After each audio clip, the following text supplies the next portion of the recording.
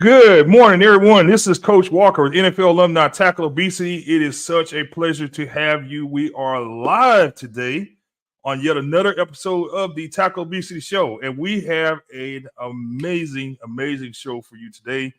I have an amazing guest who I had the pleasure of speaking with at the Obesity Action Coalition's Your Weight Matters convention earlier this year, Dr. Holly Lofton. So we'll bring her on here in a second. But being a coach, I have to give you guys the locker room speech. So today, I want to talk about the old New Year's resolution thing. Now, when we talk about a resolution, we're talking about a plan, a goal, and that's fine. There's nothing wrong with a resolution. But I'm going to leave you with the question today. We always do have resolve for so many things in life. We have plans for so many things in life. But sometimes these things don't get accomplished because they're simply that. They're simply a resolution. So my challenge to you today is, do you want to be a part of a resolution or a revolution? Because when you have a revolution in your life or in your career or whatever the case may be, that is a overthrow of a process. A revolution means that you're going to do things completely differently than you did before. That being said, I challenge all of you to look forward to the new year with a revolution, and you need to start that revolution today. July 4th was not a date of significance until after the war. No one sat around and said, hey, we're going to try to overthrow the British on July 4th. We selected that date after the fact to celebrate what had already been accomplished. So make your revolution start today. I encourage all of you. If you haven't done so, visit our website, tackleobesity.com. You can sign up to be coached by NFL alumni. You can be myself, Coach Reggie Brown, Coach Michael Faulkner.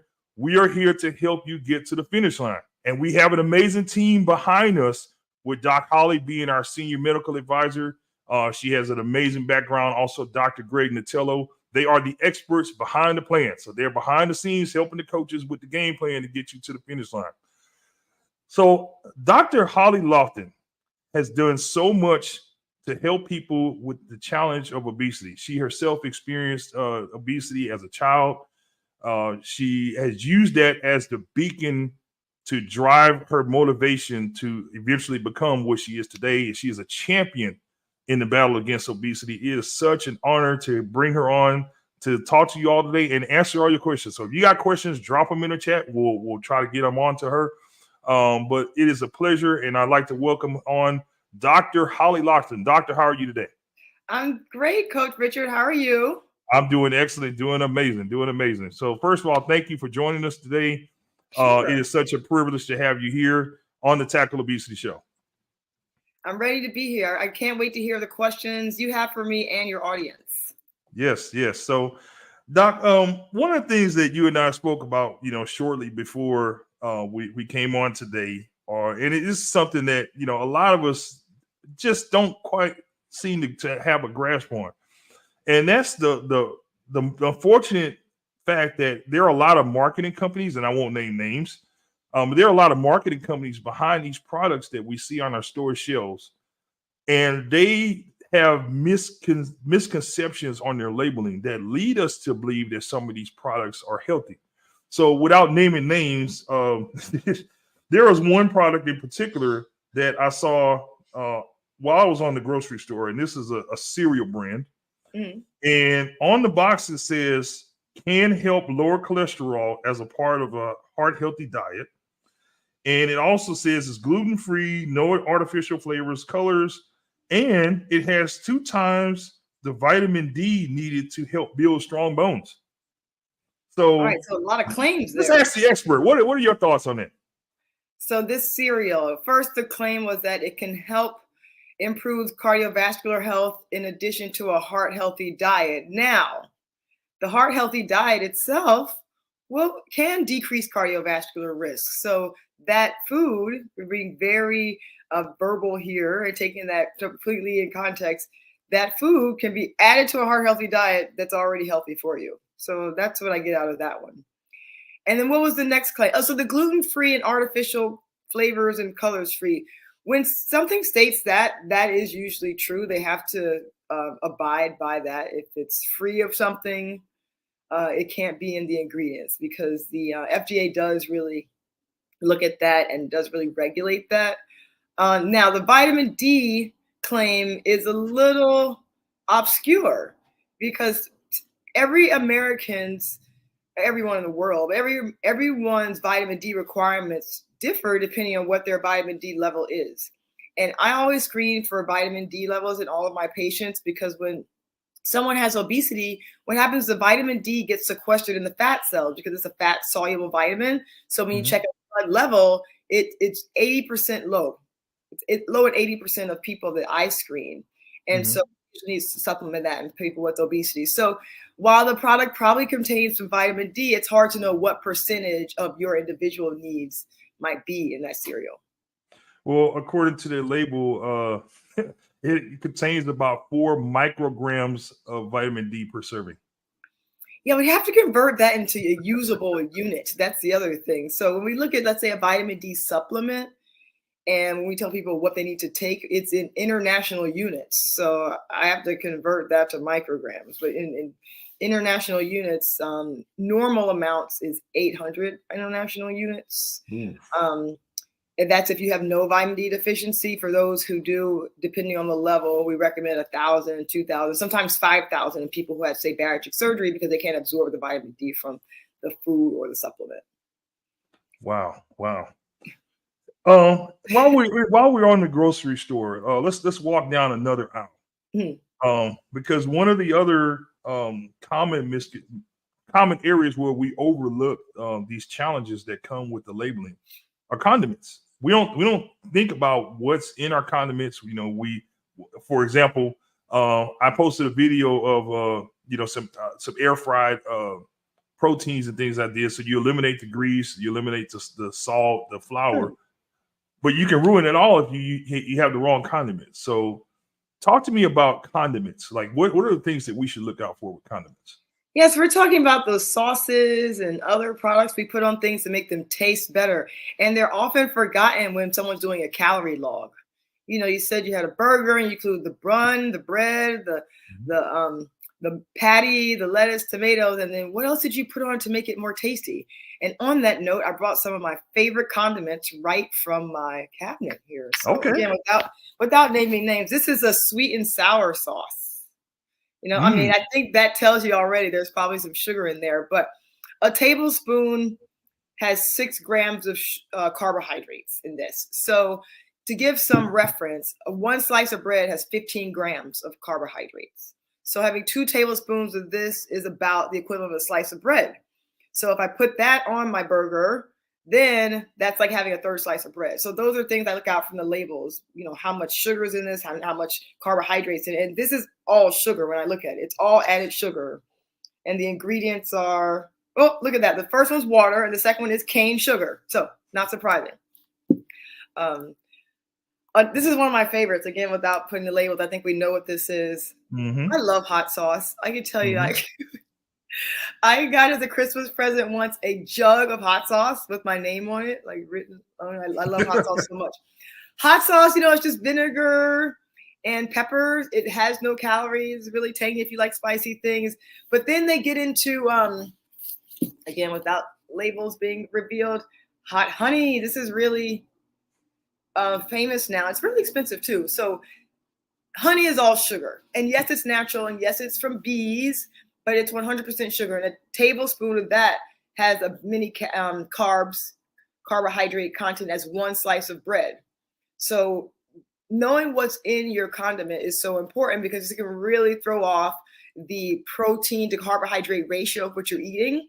And I always recommend people have this much protein to this much carb, because if you flip that, then that makes that food more likely to cause fat cells to be formed or get bigger. And also can make you more hungry if something's really carb rich. So if you add a lot of condiments with a lot of sugar, that can actually take your healthy meal, like you said, the wings that you made, and make them really very sugary and not so conducive to weight loss or even weight maintenance. Wow. So my question to that is this, because we all have flavor palettes, and there's no way to avoid that. I Yeah. myself, I'm a diehard sweet guy. That has been my biggest challenge is overcoming that sweet tooth Mhm. that just it continues to wear on you. So what can we have that we can enjoy? What are some things that you recommend that we can get away with using? I by no means want people to live in deprivation because you can only do it so long before it becomes intolerable, right? If I say you have Mm-hmm. no sweets, you can do that for a day, a week, a month. It gets really hard. Then what happens? You dive into every sweet that you can find because your body's thinking about it, craving it, and then you have to start over.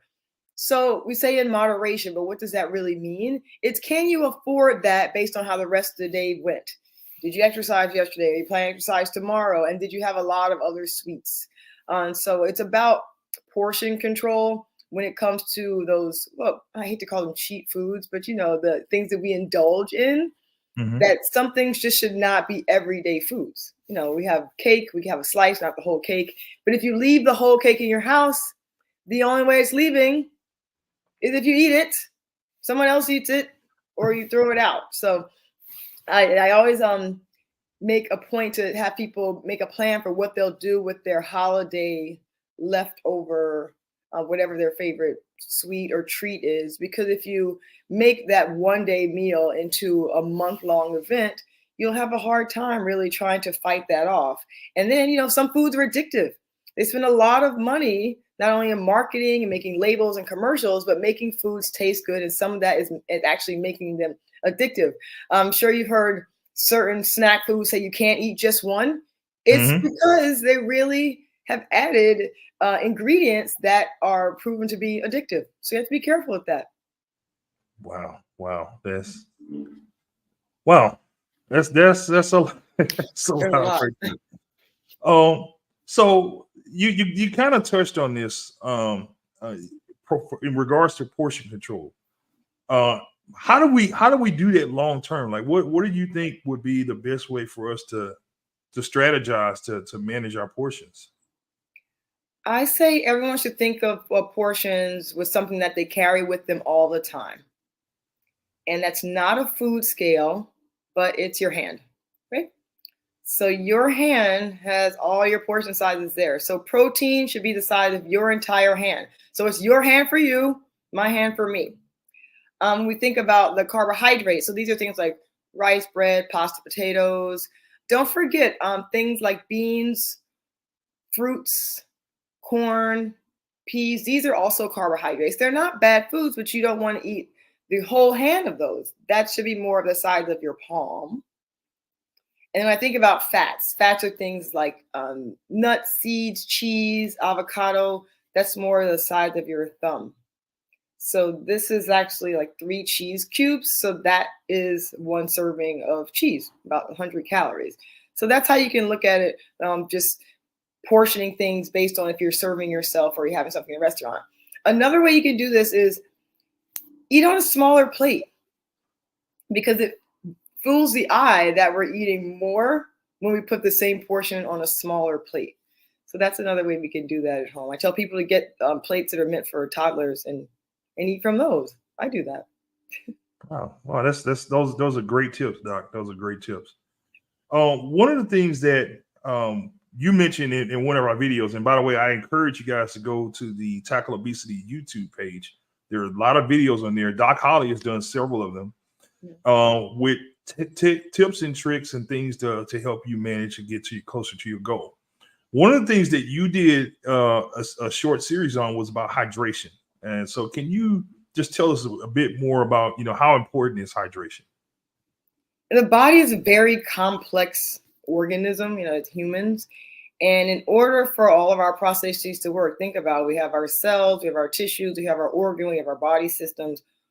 All of these come together to work in our body by biochemical um, mechanisms, or we think about chemistry, what goes in has to come out. And in order for us to make food into usable energy or ATP, that's how we exist. That's how our muscles move. That's how we talk and blink and walk and move. we have to use ATP, this is a long scientific name it stands for, to make energy. And we take, let's say we eat a cookie, we have to break that cookie down into small cookie pieces. The stomach digests it, it makes it into a essentially usable unit of energy, and then it has to get absorbed through the body, so on and so forth. But we can only really use the energy form of glucose to fuel our brains. In order for us to turn food into glucose, whether it's a protein, a fat, or a carb, we need to go through this cycle called the Krebs cycle. So if we go back to, what is that, maybe 7th grade, 8th grade biology, the Krebs cycle is this long process that turns glucose into usable energy. And all of those different components of that cycle use water as a necessary byproduct. So in order for our bodies to work, we need lots of hydration, and we need to get that hydration from not only water. I say things that are less than 5 calories a serving and non-caffeinated count as water. We can really use them. You can drink things that are caffeinated. You can drink things that are more calories, but I wouldn't say that that's your water requirement for the day. So our water requirements are, you can easily calculate this. I say take your weight in pounds, cut that in half. That's how much water you should drink. So, or if you have your weight in kilograms, that number is the amount of weight that water that you should drink. So we want to drink that throughout the day, so our bodies have all the building blocks to do the processes that it needs. And the other thing is, if you are if you're thirsty and dehydrated, your body can confuse thirst with hunger, and that can lead you to overeat when you're really very thirsty. So sometimes we're actually thirsty and not hungry. Exactly. And I use that as a tip for my patients. If you're hungry, but you don't think you should be, you just ate, drink some fluids, see if that hunger goes away, because sometimes it's the brain sending us messages to eat, drink, not drink. And sometimes those messages get misconstrued by us. So I'd say, drink something first if you think you're hungry and you don't expect that you should be. Yeah. It made me thirsty thinking about all of that, by the way. Okay. One of the things that people always concern themselves with is the old magic number on the scale, weight. And especially from working with you and talking to Dr. Natello and some of the other experts, we know that weight is really only one metric. So can you talk to us about what's the best way to track our what we call our weight wellness? Yeah, I think of weight as very scientific, and basically that number you see when you stand on the scale is how much gravitational pull you have to the center of the earth. That's what that number tells us, and we know that changes throughout the day. So you weigh yourself in the morning, you get a different weight at night. There are many things that go into that, because we have taken consideration our water intake. Our output of stool or urine, that can affect it. Whether our cells are swollen because we had a lot of salt that day. So weight, the number on the scale, is not a perfect measure of, one, definitely doesn't always correlate with health. I want to make that very clear. But it's not a perfect measure of our body composition. So I actually measure body composition in my office, and a better measure that you can use to assess health that's easy to measure is waist circumference. So this is something you can easily do at home. Get out a tape measure, put it around the top area where your pelvis is. So the highest point you can feel your pelvis, measure that area. And that is more correlated with how much fat mass one has. So we call that the waist circumference. So the goal is under 40 inches in a male, under 35 inches in a female, to be associated with a lower risk of heart disease. So those are concrete numbers. Now, if we have these fancy scales that can tell our fat percentage, those again are more concrete numbers that can say, okay, we want under 28% in females, under 30% in males, to say that we don't have medical obesity. So those are some more clear definitions than just looking at weight, because we know this varies based on many other things. Absolutely. We have a follow-up question here from Minnie. My question is, do we weigh ourselves every day? Good question, Minnie. My answer to that is depends on how neurotic you're going to get, to be honest. So if you can weigh yourself once a day in the morning after you go into the bathroom with minimal clothes and then move on, that's fine. But if it gets into your mind so much that you're weighing yourself 2 or 3 times a day, then either don't weigh yourself at all or weigh yourself weekly. I do think if it doesn't bother you too much, weigh yourself every morning, because then you can assess what yesterday did to you. And you can notice some trends and say, I had a lot of salt yesterday. Now my weight's up. Or I ate that favorite cake someone brought to work, my weight's up. So you know what yesterday's behaviors do for you. But that can also be very positive. I did my workout yesterday and I noticed my weight's going down. So not only to track the number on the scale, but how that is responding to your behaviors. Okay. Now we understand that this is a constant challenge to fight the battle and with weight and what should I eat and how. At some point, it just becomes too much for some people. So you being obviously an expert in the field with your many years of experience and working with patients and managing medical weight programs, and you're the director of the medical weight management program at NYU. What do you in your experience? What's the threshold where as a person, what is the threshold where okay, this isn't working? I need to get help from a medical professional. What do you think is the threshold where someone should seek medical supervision for their weight loss? Well, I think you stated it right there. This isn't working. It's one time you can say that, let me go seek some professional help, whether it's from a registered dietitian, a weight management specialist. And you really do want to vet that person's ability to give you advice. So I don't recommend always going to someone who lost weight and say, I want to do it exactly like you did, because everyone's physiology is different. So when I see a patient, I say, all right, let's look at your past, your diet attempts, your successes, your failures, what medications you're on, all these different things. And really get an understanding of why this person is the weight that they are at this time. And that is dependent on genes, physiology, and environment. And those things are changing all the time. Our environments change. Look what happened when we start working from home a lot. That's a big environmental change. We don't have to have a big commute. We walk, 10 steps to the living room and we're at work. Also, our age is an environmental change. Women going through different phases of life, puberty, perimenopausal, pregnancy, pre-pregnancy, post-pregnancy. So these things are physiologic changes that a medical professional can really help you assess what you can do differently, because your body, even though you're the same person, your body changes over time. So definitely that this is not working, but also if you're getting sicker, and sicker is relative. If you're feeling short of breath, if you have a new weight-related medical condition, someone said, oh, you have pre-diabetes, let's see a specialist now, because you don't want to wait until it's diabetes and then they pile on a bunch of new recommendations that you have to follow to avoid taking insulin. So those preconditions should be treated as real conditions, and those also warrant professional help. So I really think if you're getting sicker and if you're gaining weight, you don't know why, there could be some investigation into that. And we can look at labs and other things. Maybe medication is causing that, and we can do something to mitigate the effects of those. Well, I wish that we were all designed like cars where you have a check engine light that comes on, but we don't.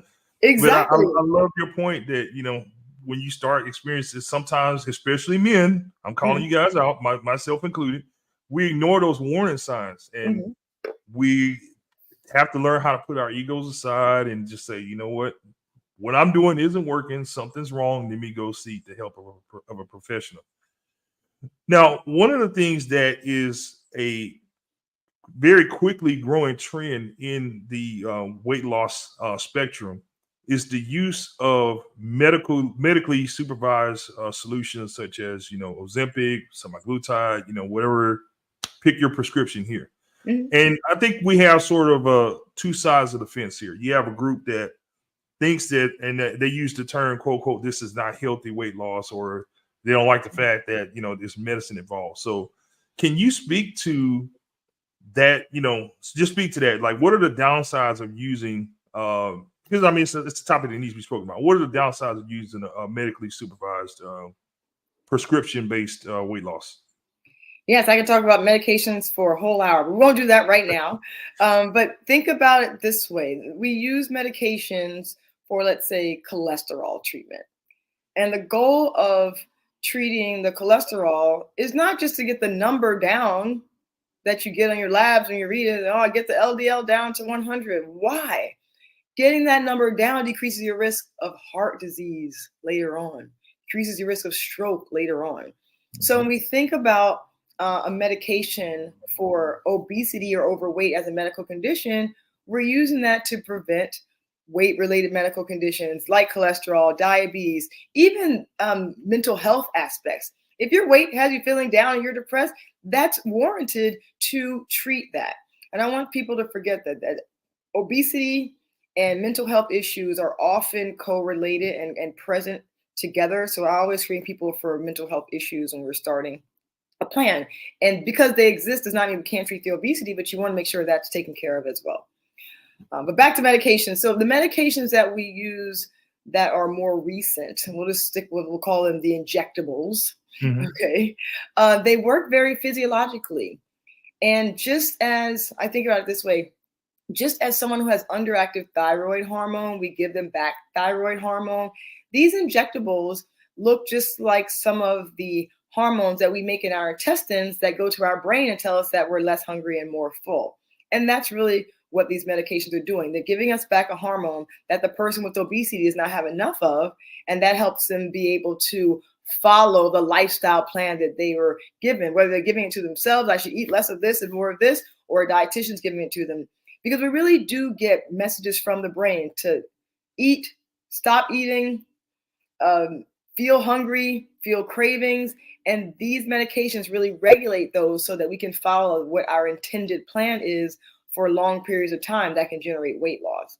So these medications are physiologic. I will say they're safe and effective, because if they weren't, the FDA wouldn't let them be out there.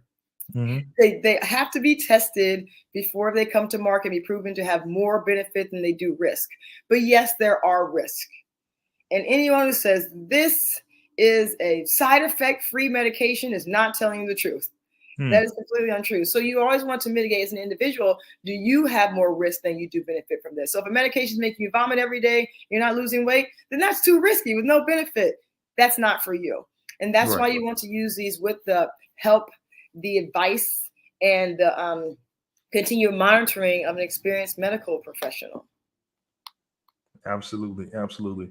Well, Doc, I just want to say thank you so much for all that you've done, continue to do. Your passion for this is just is so amazing. And the fact that you yourself has experienced obesity as a child, and you use that to really drive what makes you function, what makes you continue to pursue this. And you've touched and helped so many people. You continue to touch and help so many people. You are a blessing to so many of us, and we're so excited, so happy to have you as a teammate on the Tackle Obesity Squad. I really do truly love and have a passion for treating this condition to help make people feel better, live longer. It really is so important. And it's something that you'll have to do for life. Your plan will change throughout your life, but it has to always be addressed. Absolutely. Doc, once again, it's a pleasure. Make sure, guys, you visit tackleobesity.com. You will see a lot of information on there from Doc Holly. Again, you can sign up to be coached by NFL alumni, and the best of all, is free. But you do have to give us your commitment. That's all that we ask for in exchange for your coaching. So sign up today, tackleobesity.com. Follow us on all the social media outlets. Doc, again, thank you so much. Ready to take control of your health and conquer obesity? Join Tackle Obesity now. Get coached by an NFL alumni for free. Yes, you heard it right. While others pay thousands for coaching, our NFL alumni are here to support you without the cost. Who knows exactly what it takes to tackle obesity? It's your time to make a change. Join now. Go to tackleobesity.com. Together, we can score a victory against obesity. All right. Second half. Oh boy, this is the good part right here. We have been waiting on this. So before we do that, I want to address something. And I usually don't give a platform to negativity, but I feel as though it's important that we just grab the bull by the horns and we talk about this. So my next guest, Whitney, and her husband Quentin, they both chose the medically supervised option of a surgical solution. They were both morbidly obese, and I'm not going to go into detail. We're going to talk about their story in a minute, but I want to talk about the naysayers for a second, because there are people who literally go around and try to cherry pick and spew negativity to people who are pursuing wellness. Everyone doesn't have the same game plan, but what matters is that you win at the end. A lot of you are football fans, and I guarantee you that 99.9% of you could not tell me what the strategy was that your team used to win the Super Bowl. So who are you to criticize someone who's pursuing wellness, whatever that means for them? Eat less and move around more does not work for everyone. Sometimes it is important to bring in the professional help. That's why you need to figure out what works for you. Do your research, find out what works for you, and find out what are the best options. Find out the backgrounds of the people involved. But you got to also drown out the noise, because there will be people who will doubt you, who will have negative things to say. I myself experienced some of this. As I'm going through my weight loss, people ask me, what am I doing? You look like you're sick. No. When I was 425 pounds, I was sick. That's when I was sick. And so, again, you drown out the noise, you put the naysayers to the side, and you continue pursuing on to your goal. If you're on the field, you're going to have people in the stands chanting and booing and yelling, whatever. Look at the scoreboard, because we're winning. So that's my rant in regards to that. So I'm going to bring on our special guest. I'm sorry, I'm not even going to use that word anymore. I'm going to bring on our two new teammates, Whitney and Quentin Wheeler. Thank you so much for joining us today on the NFL Alumni Tackle Obesity Show. How are you guys doing today? Oh, we are great. And it is such an honor to be on the show here. And thank you so much for all that you do and bringing awareness to that wonderful topic. So we definitely appreciate you for allowing us to join you today. I just have to go back to the moment where I first saw you guys on Instagram, and I'm like, my jaw hit the floor when I saw your story. Now, and you guys feel free to fill in the details here, because I'm just going off what I remember. At some point, Whitney, you got up to 540 pounds. 543 pounds was my highest weight. Yes. 543 pounds. Correct. And you have lost now over 300 pounds. 305 pounds so far and counting. And Quentin, you've lost, is it close to 200 pounds now? Am I correct? Yeah, it's been almost close to 200 pounds. My highest weight was 596, and I was pushing that 600 club, which I did not want to do. Wow. So as of right now, I've lost a total, I would say, of about 167 right now. Wow. This is amazing. I'm looking at these pictures, and I'm blown away by the fact that you guys took this monster that we call obesity by the horns, and you addressed it, and you're continuing on. And beyond that, a lot of us would be, just satisfied with that. Hey, I'm feeling better. I'm doing good. No. Not the Wheelers. No. You're paying it forward. You're helping people. You're passionate. You're talking to people. You're screaming at the top of the mountain. Get there. Get healthier. Fight obesity. You are two of the most ferocious tacklers I've ever met, and I've met just about everybody you can think of in NFL history. And you guys are two of the most ferocious tacklers that I have ever seen, and I absolutely love it. So we're excited to have you on the team.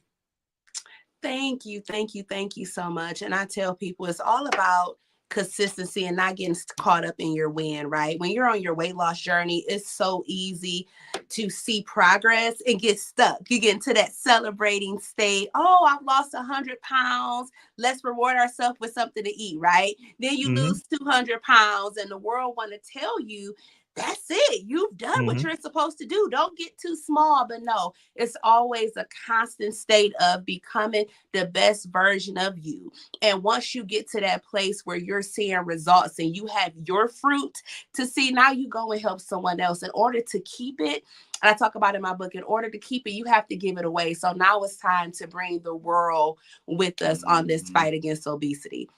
Absolutely. And speaking of your book, I've managed to procure several copies of it, and I absolutely love it. I've been up early this morning, my coffee, just flipping through, reading. So I encourage everyone.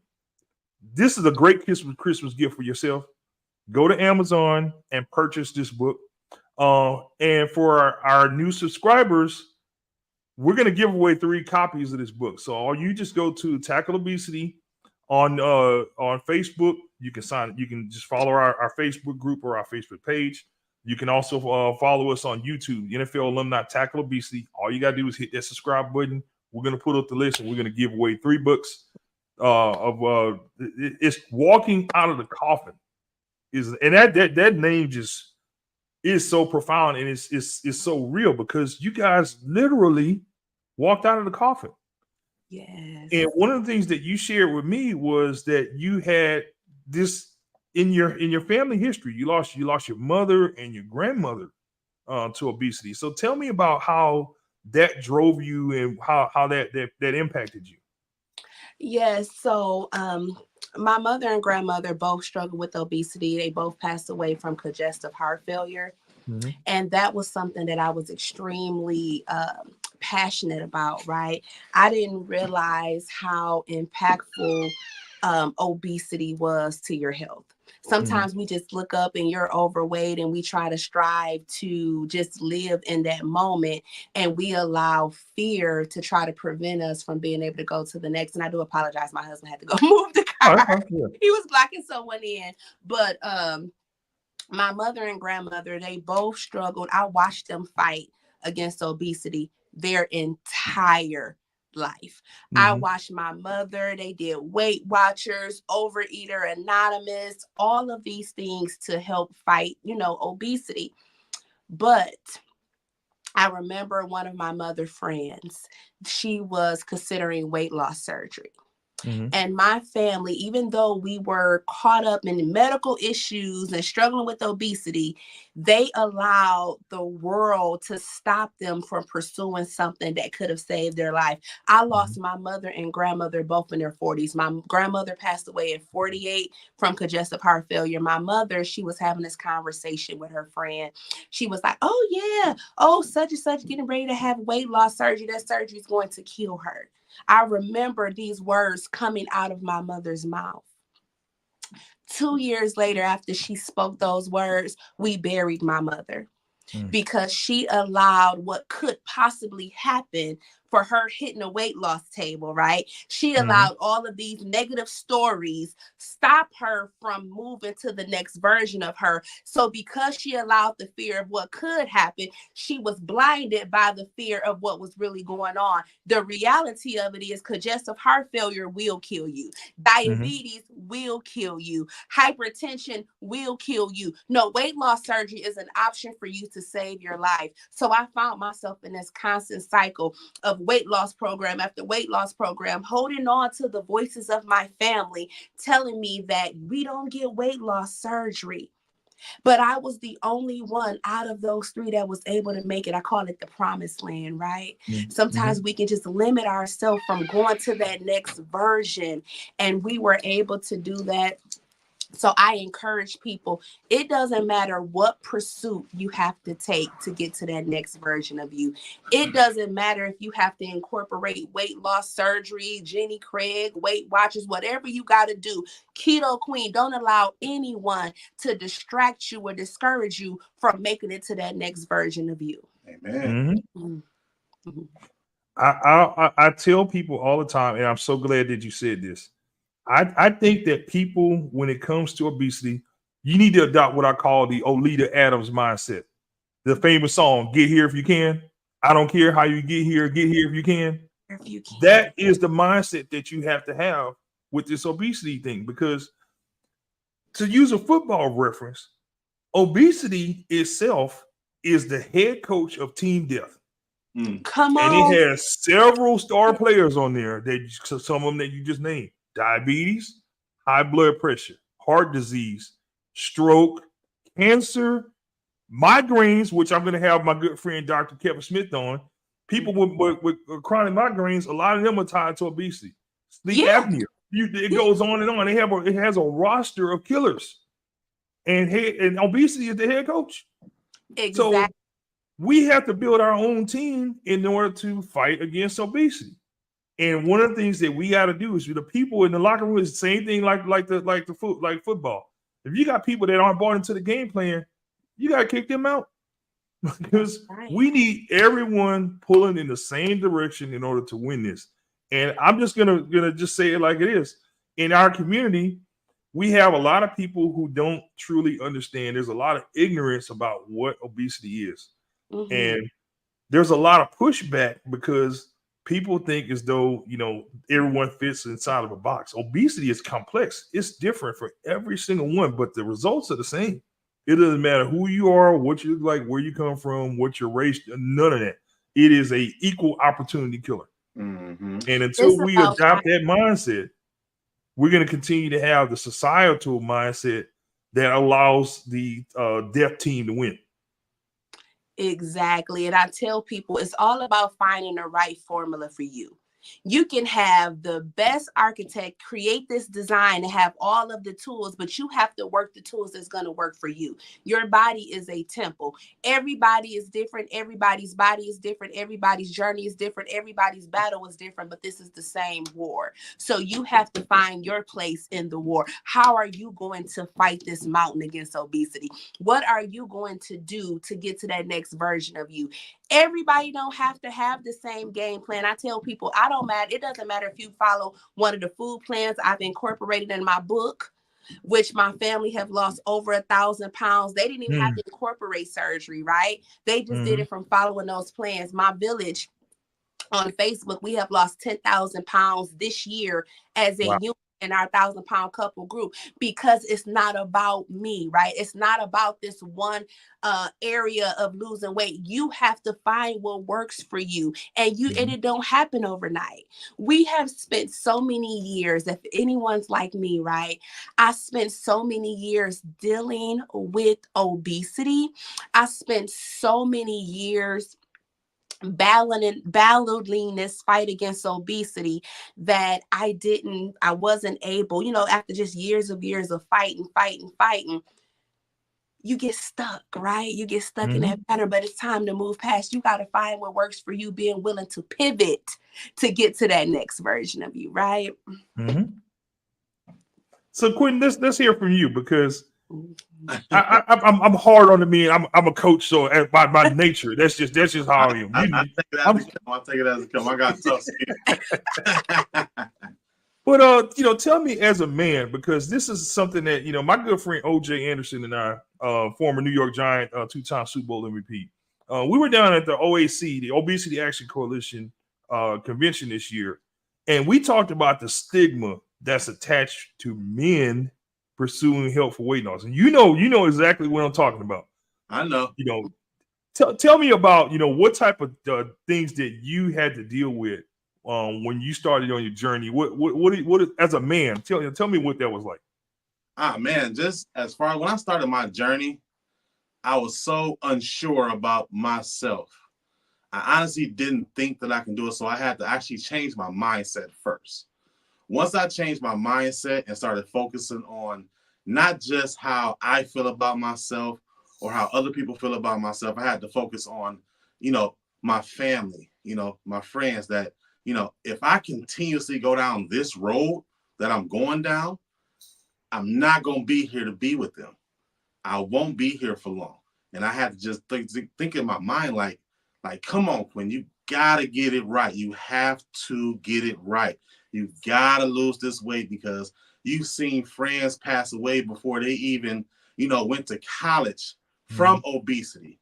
You've had friends that has died from obesity, but you're going to sit down here and continuously think like, oh, I don't care what people think about me. I'm just going to continue to do me. I'm going to continue to be who I am. No, that's not the mindset you need to have. You have to think about other people as well as yourself, just to make sure that you're going to be there and be there for them when they need you.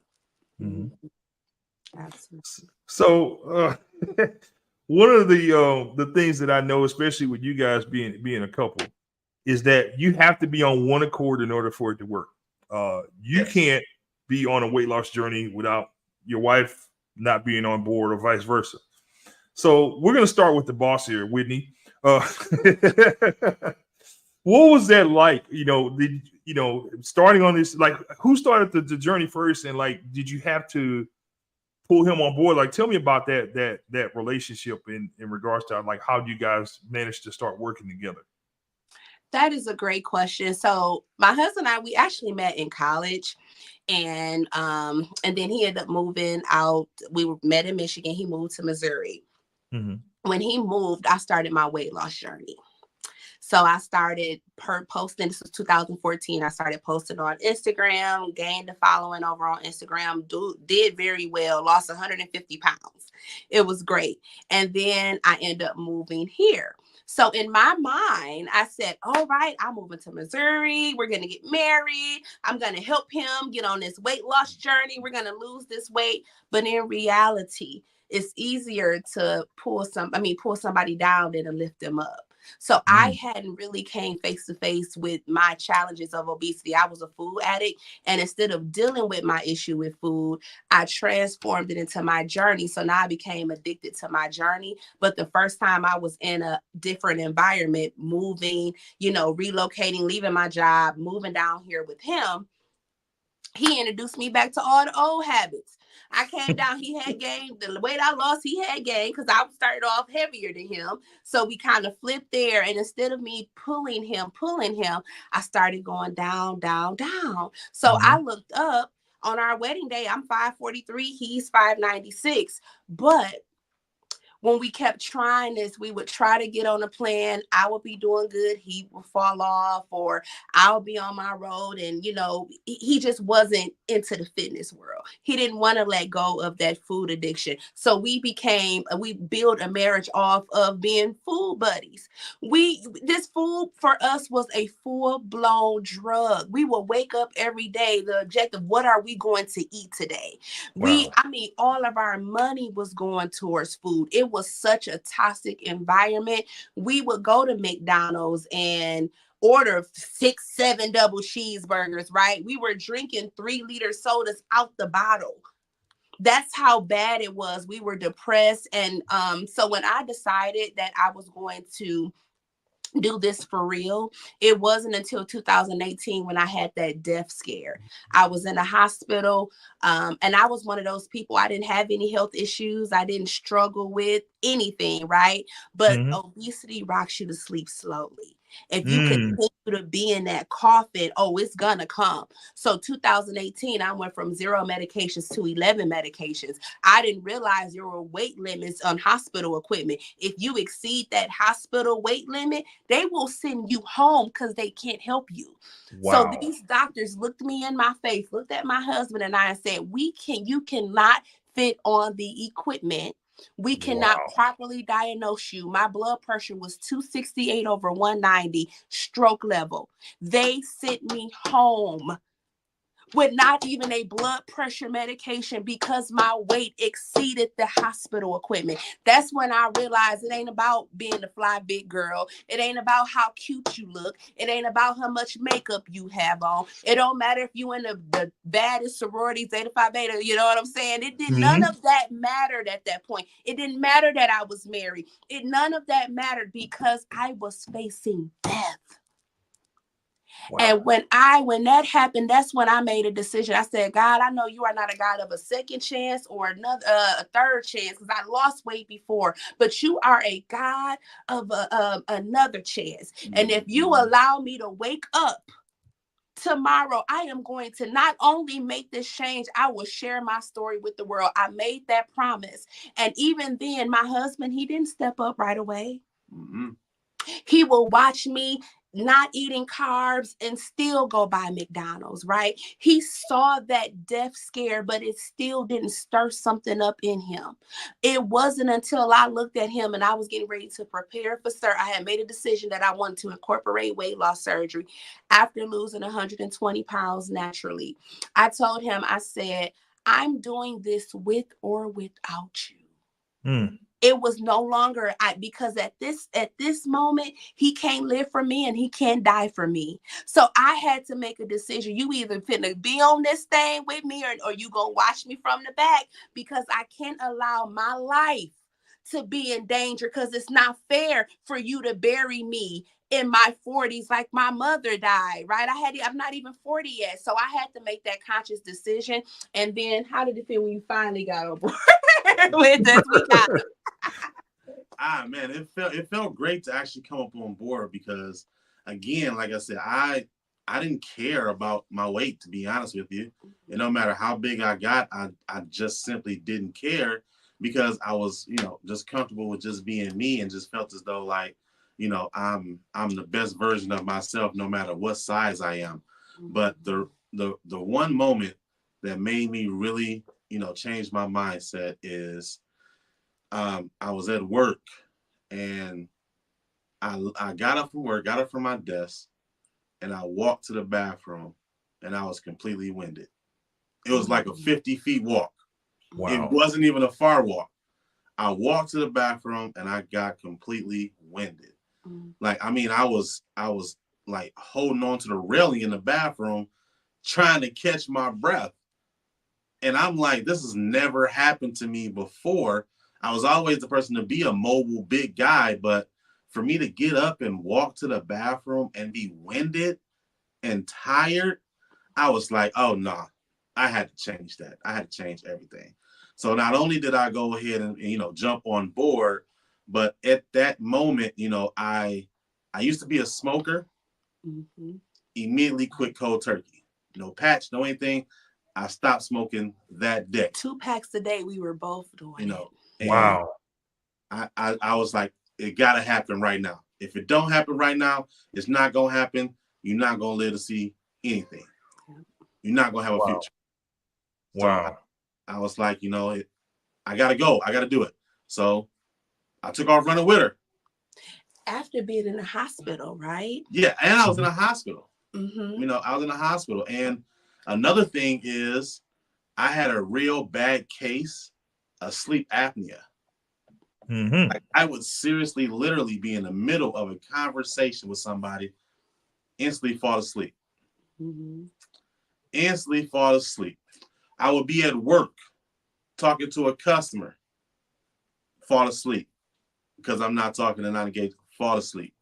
But I would pop back up, but it started to get to the point to where I didn't feel comfortable with the way that my life was going. So I just, I had to make that change. So I just went on and ran with her. That's just what I had to do. This is being just an incredible journey.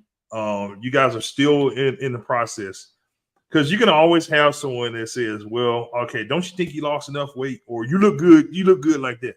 How do you respond to that? I tell people, you're only saying that because you're comparing me to my old version of me. See, a lot of times when you come from a 543-pound version, the world automatically remembers you in that version. So losing 200 pounds was phenomenal, right? And that was a celebratory moment. However, I was still 350 pounds. So it was hard for people. Well, how much weight do you want to lose? Then I got to 250. Oh, well, you look good. I said, yeah, I look good. But in reality, some people get started at 250 pounds, right? So you're comparing me. You want to keep me in this box of 500 pounds, which, yes, 543 to 250 is amazing, right? However, this new version of me, I'm going to go for 199, a goal that I never even seen possible or obtainable. But that is now my new goal, because I'm no longer comparing myself to the old version of me. So I don't allow people to box me. Don't allow people to box you. Don't allow people to put you and tell you your journey has to look a certain way. No, they're comparing you to that old version. That old version is dead. We walked out of the coffin. We closed that coffin, right? So now that level of measurement is based off of your right now. What do you need to see right now? Yeah. How do your right now look? And now let's make a game plan to obtain that next version, but I would not be boxed. Absolutely. To quote the great Tom Brady, when they asked him which one of his championships was his favorite, you know what he said? The next one. That's right. I love that. That's the mindset that we all have to adopt when it comes to pursuing wellness. My name is Whitney Shalon Franklin Wheeler on Facebook. Please follow. Also on Instagram and TikTok, I am BigGirl_working_out. And for any speaking engagement, you can feel free to email me at contact@whitneyswheeler.com. And if you want to find me on Facebook, my name on there is Quentin Grundy Wheeler. If you want to also follow me on Instagram, it's going to be Big Q Working Out. _ If you want to follow my Twitch gaming, I'm on there as Grundy SK on Twitch, and I am also on TikTok. I really don't do TikTok too much, but I am on TikTok as just regular old Big Q. We're definitely gonna have to bring you back for the gaming segment, Quentin, because I'm an old school gamer. So okay, I'm one of the members of the elite million point club in Gallagher. So there's about 21 of us that are documented over 1 million points on Gallagher. So I definitely got to get you on that because as you mentioned earlier, Whitney, it's all about finding different ways to reward yourself instead of using food. And so I use old school games. That's one of my little. Yeah. So anybody, I can have an open invitation. Anybody want any of that smoke on Gallagher, you're welcome to hit me up. Don't threaten me with a good time. Yeah, so thank you all. We got some comments coming here. For many, this is a phenomenal show. And my son said he a lot. Thank you for having this, Coach Walker. Thank you for having them. I follow them, but still learn today. That's what this is all about. So that's one of my clients. Oh, great, yeah. And again, this is an ongoing effort. This is a movement. This is a movement. And we're going to continue to push on. We're adding some more exciting members to the team. This is a journey that will continue on. I'm happy to share that we will be doing our next total on December 23rd, which is 2 weeks from today. And we're going to talk about the link between obesity and migraines. Mm-hmm. So I have my good friend, world-renowned migraine specialist, Dr. Kevin Smith, who is going to be treating Terrell Davis, the Pro Football Hall of Famer, Mile High Salute Super Bowl MVP, who unfortunately had to retire because of migraines. Yeah. So I connected him with Dr. Kevin Smith, and they're going to be working together. But one of the things that blew me away with this process, I didn't even mention the obesity thing to Dr. Smith. I just, was trying to get Terrell some help because, he's been dealing with this since he was a child. He when he scored a touchdown Super Bowl, he don't even remember it because he had a migraine in the middle of the game. Mm. So he scored a touchdown on a toss, and he still to this day does not remember that play. But I was able to connect him with Dr. Smith, and he's gonna seek some treatment for that and get his migraine issues permanently resolved. But one of the things that Dr. Smith brought to my attention is that there's a link between migraines and obesity. Wow. So I'm going to bring him on the show to talk about that. He also is a board-certified ear, nose, and throat specialist. So he's going to talk about sleep apnea, and as it pertains to men, this is a huge silent killer. And we'll have him on. Dr. Smith, former Michigan Wolverine football player too. So he's part of the brotherhood. Let's go. So we're excited to have him on. We'll be on in 2 weeks, but we continue to share the journey. Continue to follow the Wheelers because let me tell you something. You haven't seen nothing yet. This is just the beginning. So thank you again for joining us on the Tackle Obesity Show. My name is Rich Walker. If you have not done so, visit us at tackleobesity.com. Subscribe to us on any social media platform. We're on every podcast platform on earth. You can find us on 3 different markets That is Chicago, WCKG, 1580 AM, 106.5 FM. We're Riverside, California, KCAA, 106.5, 102.5 FM, NBC Radio.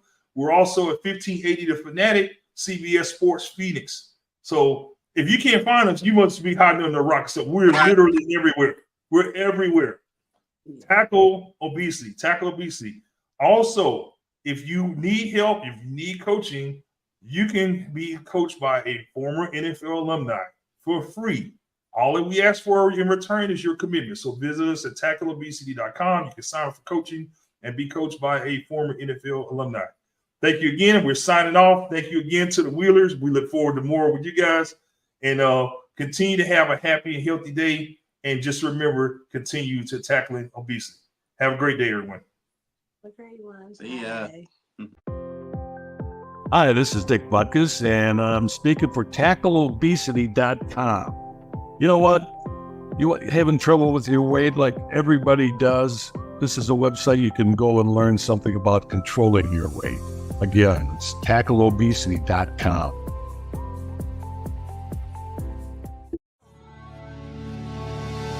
I'm Dr. Naomi Perella. I'm double board certified in family medicine and obesity medicine. And I work at Rush University Medical Center. I'm the chief of lifestyle medicine, the medical director for the weight loss and lifestyle clinics at Rush. I'm also an associate professor for the departments of family medicine and the Department of Surgery. And we have been doing our best to jump into the Chicagoland community and make a huge difference in how people manage their health moving forward. So what brings someone to your practice typically? Oh, yeah. Okay. So many reasons, right? So let's see. So we might have individuals who just want to lose weight, and it might be for various reasons. Their doctor might have told them that they would do better if they lost weight. For example, if they have sleep apnea and they don't like their CPAP machine, obviously one of the best treatments would be weight loss. Secondly, if somebody has diabetes and they either want to have less diabetes, meaning less medications, or make their blood sugars better, or possibly even reverse it, then they will also come to our office. Somebody has high blood pressure or gout or a history of fatty liver, they would also be referred to our office. Heart failure, referred to our office. So those might be some of the reasons that doctors would send them. Surgeons also will send patients to our office because surgical outcomes are better when somebody's metabolically healthy and their weight is a good, representation of that. So they'll be sent to our office to help optimize them for surgery, especially if it's an orthopedic surgery like a knee replacement or hip replacement, or if somebody has a lot of back pain. Another reason people might come is they just want to look better, feel better, be able to play with the grandchildren, travel, do things unrestricted and have a higher quality of life and no limitations. So that might be somebody who's self-directed and like, I'm taking charge of my life and I'm getting on track here. And then there's also those individuals who are either athletes or very high-performing individuals in whatever careers they've chosen, and they want to optimize, and they know there's ways to get better and better. And so they're looking for any way to level up their skills, their abilities, their capacity. So those are the ones that will not necessarily be focused on weight, but they're really focused on performance and eking out the best out of their body. What are symptoms of fatty liver disease? Is there anything that is apparent to people? Well, so fatty liver disease, most people might not know they have fatty liver disease unless their liver enzymes on their blood tests would be elevated. If it's more advanced, we've heard of things like cirrhosis, right? People have heard of that, where that would be liver failure, that can happen from fibrosis of the liver. And so that means the liver is scarred down. So the liver starts out beautiful, pristine, and along the way, if we don't take good care of it, or if there's a lot of toxins coming into the body, then it can start becoming fatty. In the past, it used to be only alcohol that would cause that, sometimes medications, but now our diets. Many people are eating in ways that fatty liver naturally develops, and that would be non-alcoholic fatty liver disease or metabolic associated fatty liver disease is the newer name for it. And that would be something that you really can't tell. You might say, I'm really tired, or my pants are getting a little tighter because my waistline is growing. That might be some of the way that you might notice if you didn't actually get your blood work done or an ultrasound. Let's talk about some of the lifestyle approaches you take to helping people lose, get control of their weight. Yeah, so, there's so many ways we can do that. And so there's multiple different dietary ways to achieve that healthier metabolism and weight loss. There's also addressing sleep, addressing any kind of, some medications actually cause a lot of weight gain. And so changing that up. Also, if we are making sure that we are moving the body. So sitting is the new smoking, right? So the longer you sit, the worse the metabolism gets and the easier it is for your body to sort of get off track and start gaining weight or having other metabolic problems. So that's another area that, people are aware of, right? Moving the body. And then, of course, stress reduction. There's so many different ways to do that, and we can get into that a little bit later. But the most important, I think, is actually social relationships. Whenever you are with other people, and let's say you get a smile, you share something that's a stressor, you can see that people can heal other people. Just being in the presence of another positive energy individual can have a tremendously healing effect for another human being. Humans can harm each other as well, but what's really cool is we have the power to heal each other, but just by being in each other's presence in that sort of safe, accepting space. So usually that's with friends. Some people have really great families, partners. It might be our children. It might be pets, right? That's also really important. So there's a lot of different ways we do this. Some people find that they're lonely and other health problems seem to either feel worse or get worse when they're lonely. And that's because they're missing that one really key component, which is a connection with another human being. There's a lot of research that looks at being physically in the presence of another human being versus like how you and I are connecting right now virtually, right? So when we're in the presence of another human being, there is an electrical sort of magnet, effect between people. And we talk about mirror neurons, meaning if you're coming into the room and you're like super stressed out, I'm going to feel that in my brain, even in my body, even before you've said a word. So, that vibe is so important because when you are in the presence of somebody that you care about or that cares about you, there's sort of this warmth emanating from that person that you experience, and then you send it back. So it sort of builds on each other. And that's stuff you can't get in like what we're doing right now, right? So in a virtual setting, the closest thing we can do is hyper, extreme emotional displays to get the point across, right? So that you might be able to feel what I'm experiencing right now, for example. So what does that do to your weight when you get a feeling or you're isolated socially? Well, it's multiple factors, right? So when we have stressful events in our life, which we're going to have, right? That's how life is. There is stress. So when there are stressful events, the cortisol, which is the hormone that's really associated with stress, goes up in the body. And if it stays elevated, that can create some problems for the body. The body can handle a lot of stress. So humans are incredibly resilient to stress if we de-escalate, right? So you can handle very high stress if you bring it back down again. It's very hard to handle high stress and keep it going there. So when you are in the presence of another person who helps sort of calm you down. So we might say we're having a vent session, or, I just had to blow off steam and, talk about this with somebody. That's a way of actually de-escalating that stress hormone. Now, when there's a very high level of stress and we keep that going and we don't de-escalate that, then what ends up happening is the body goes into survival drive and it is going to not be able to use fuel well because it's portioning it and putting it in a place so that you're ready to fight that line that your body thinks you're going to be facing soon, right? So it starts taking all the fuel that you have and it's kind of storing it and getting it ready. It's in either your bloodstream, so your blood sugars go up, or it starts packing around your waistline if you're not using it, right? So then the waistline starts increasing. So what ends up happening is you sort of start this roller coaster ride, and we just kind of start building fat cells, filling them up, building more, filling them up. So unless you can bring down that stress response and tell your body, no, there's no lion to fight, we're okay and we're safe right now, your body's going to stay in that cycle. And then the weight starts increasing and the body starts getting inflamed. And now we're having disrupted sleep. We're having more difficulty getting our work done. We can't focus. We have the foggy mind. Then you go to your doctor's office. You're told you have all these health problems. That's no fun. Then it keeps going, like it feels worse. There is this cycle where eating is a temporary fix for stress. Tell us about that. Yeah, so when your body, again, is stressed, it's going to want to have access to fuel to fight the scary thing that your body is fearing, okay? Even if your brain knows, it's just like a work stress, I don't have to fight anybody, right?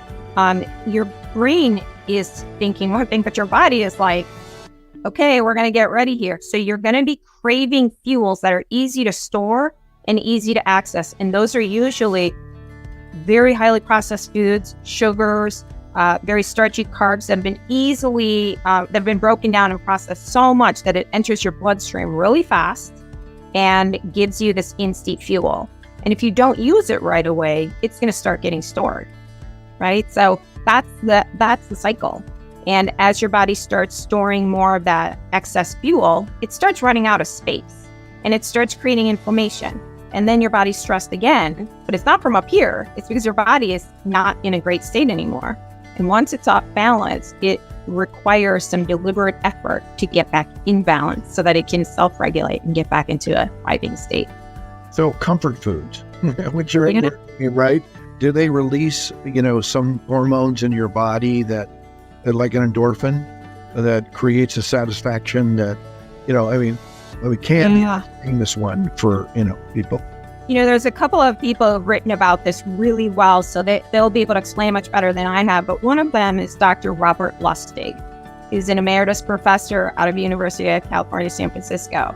And he has written so many books on this and talked about this. But he talks about the difference between pleasure and contentment. Pleasure comes from like a reward, right? So it's really reward and contentment. And reward is something that's all about you. You get something and, it's a quick flash of excitement or, this sort of, quote, good feeling, but it's fast and then it's over, right? So that occurs when people eat certain kinds of foods, right? So it just breaks that, yucky feeling just a little bit, but it's not something that other people experience. You experience it alone, right? Now, what you eat the chocolate, the other person is not feeling super happy for you, right? They're not experiencing the reward with you. But what ends up happening is that's a disruption of that yucky feeling. So it becomes very easy for that to get kicked out. That's the dopamine response that you might hear a lot of people talking about. Other ways we trigger the dopamine response might be with alcohol, might be with sugar, and again, with various drugs like heroin, right? So when we kick up that dopamine response, and that's what starts that craving, the drive, I have to have it, right? Contentment is like a deep happiness. It can last for longer. And it can be something that, it's from hard work and you can share it with other people and other people can also be happy about it, right? So it might be a huge, like all the things that you've done in your career, right? That bring you deep contentment, your family, right? All the successes they've had bring deep contentment and, you get to enjoy that. They enjoy it too, right? It's a group event, right? That's different. So that's, again, the relationship. To your point in the social net, that everyone within the social net is a supportive. So how do you do that in your practice at a medical practice? Yeah. So, some people have really great supportive people around them and they will adjust as long as the individual. So, for example, if I have type 2 diabetes and I really shouldn't be eating, cookies and cakes, but on my birthday, everybody shows up with cookies and cakes and all my favorites from my past or whatever, right? I can respond in different ways. So I might respond with, oh my gosh, thank you so much for being so thoughtful. I've been taking really great care of myself. And these are foods that right now I can't have because they don't go in alignment with my goals. So I'm going to be so happy to send them back with you. And you can share them with somebody else if that would be, a pleasure for them. The next time, they're not going to go out of their way, drive half a mile, 30 minutes away to go pick up that special whatever it is that you actually don't want, right?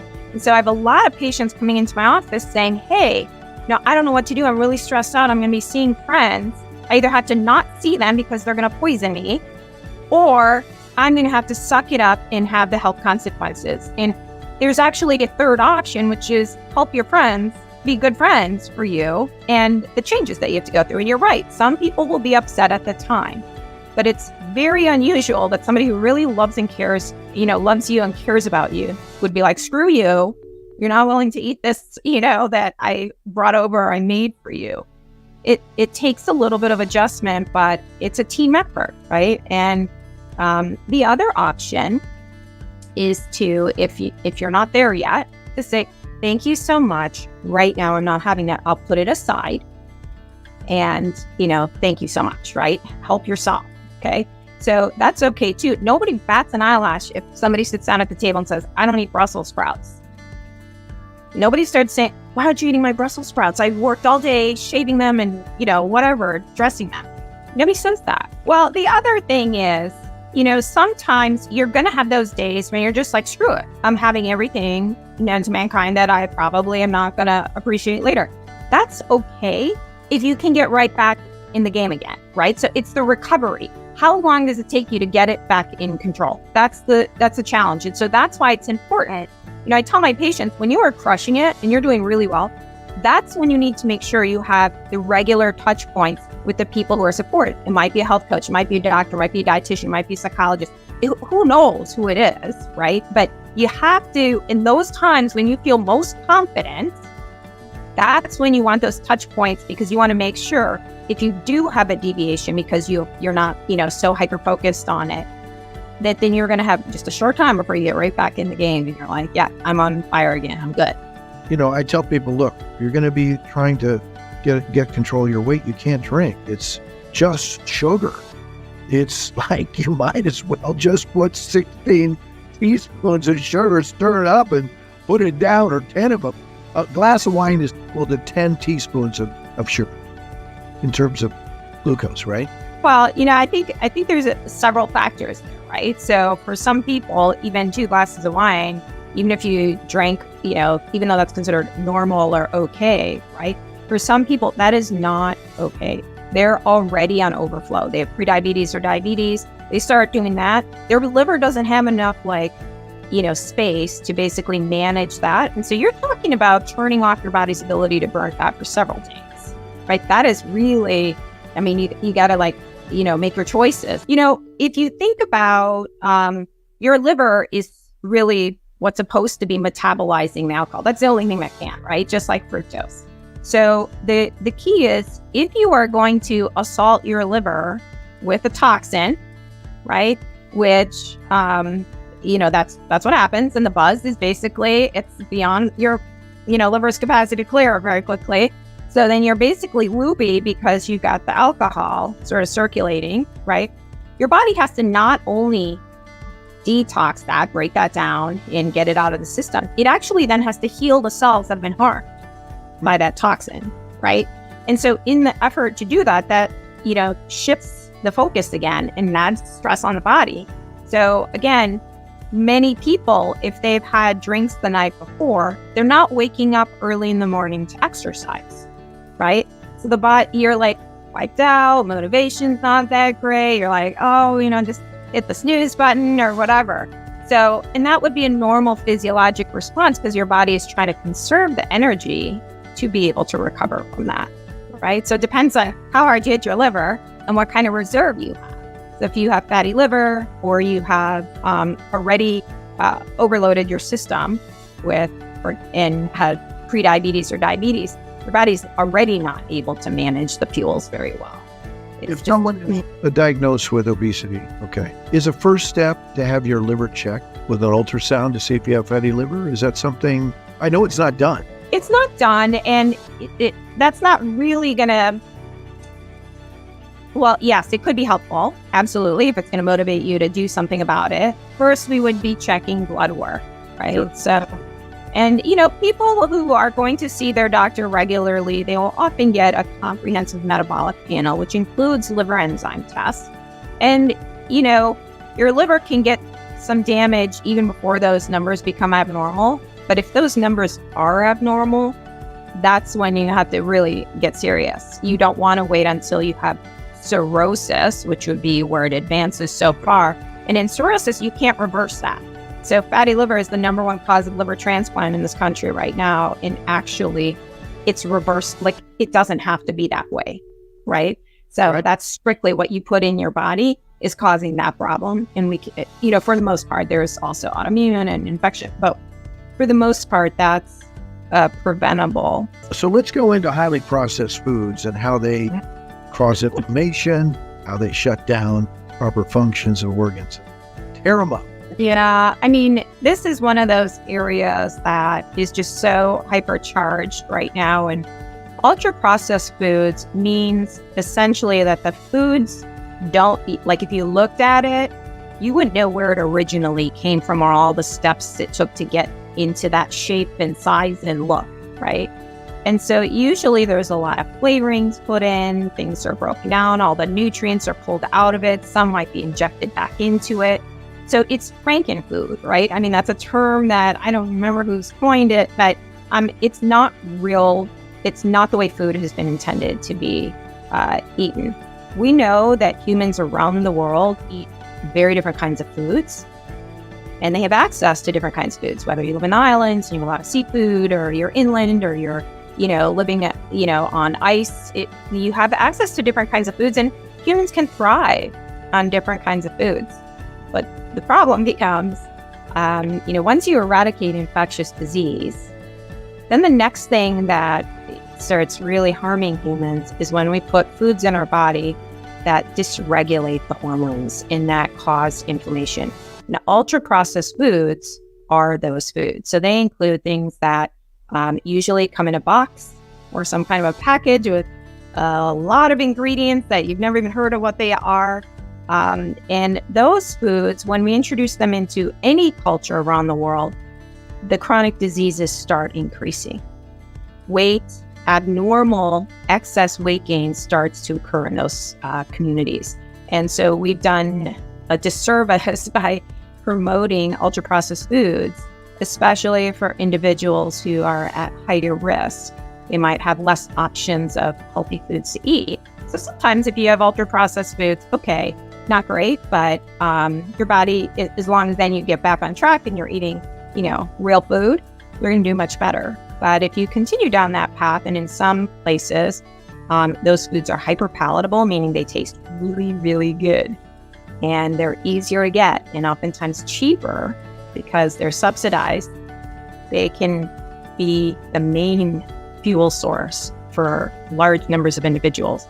And that's when we start seeing chronic disease increase rapidly. As we looked at 4 different main ways to get control of your weight, all of them depend on your psychological process. So let's start there, and then let's move to these 4 different ways in more and more invasive approaches. And then lastly, is we don't want to miss portion control, because that's really called dimension to whole food. Yeah, so if you're talking about what kind of levels there are for managing our fuels in our body and managing our weight, and you talked about you're going to be really trying to address weight in a much more comprehensive way, it sounds like, right? So there's all the lifestyle factors like what you eat. So your daily diet. A lot of people will cut back either on portion sizes and calorie count, or they might do time-restricted feeding, otherwise known as intermittent fasting. They might also do, cutting out certain macros, like a low-carb approach to eating. So those might be different ways that people might choose to, quote, lose weight using food. They can also add in some exercise, improve their sleep, again, have more social interactions, and we see that can be very beneficial. The second level would be meal replacements. So we know there's a lot of companies out there that offer, they're going to bring the food to your house, or going to send you meal kits, or you can do the shakes, right? There's a very low calorie meal replacement diets, and there's several on the market right now. And those are really easy, so that if somebody is like, I'm not going to cook, I don't have time, I just want to, quickly lose some weight before surgery, so that my knee replacement goes well, they might do something like that, right? It's usually not something that people want to do for long term, or they need to have times when they don't do it. For example, if they go on a trip or something, right? And they might want to explore different foods. Third level is then with medications. And those medications, we've all heard about a lot of the injectable ones right now. But medications, any one of them, if you start a weight loss medication and you lose weight with that medication, that weight, to keep that weight off, you have to stay on the medications, right? So that's a really, really important thing, because some people say to me, I just need a jump start. I just want it for a little bit. I'm going to jump start. I'm going to get to my goal weight, and then I'm off the meds, and miraculously, I'm never going to gain weight again. That never happens, right? Like that just doesn't happen. And then that fourth level is what we might call the invasive methods. And that would be either like sleeve, where they put a sleeve in, they put a balloon in. Those are not covered by insurance right now. But the ones that have long-term data and success would be bariatric surgical procedures. And those are sort of the more extreme end. There is also right now sort of this segment that's coming in where there's a couple of medications. They're not medications, they're actually called devices. And they might be capsules or some fiber supplement that you take that will absorb food or water in your stomach so that you feel full, but you're eating less. And then, that device basically, as it's going through your body, your gut microbiome will absorb out, the nutrients, or you will absorb the fluid back from that, fiber, and it comes out the other end, right? So that's another sort of area that's sort of coming, it comes and goes. And right now there seems to be some really interesting information around how that can affect the gut microbiome.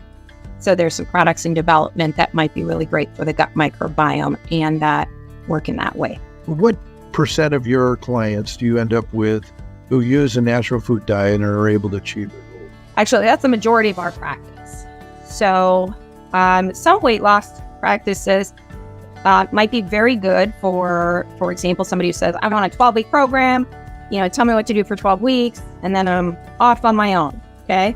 And that has its space. For our practice, we really think about long-term. And it sounds like that's what you're doing as well, right? And any practice that's thinking about long-term, it's all about all the lifestyle factors, right?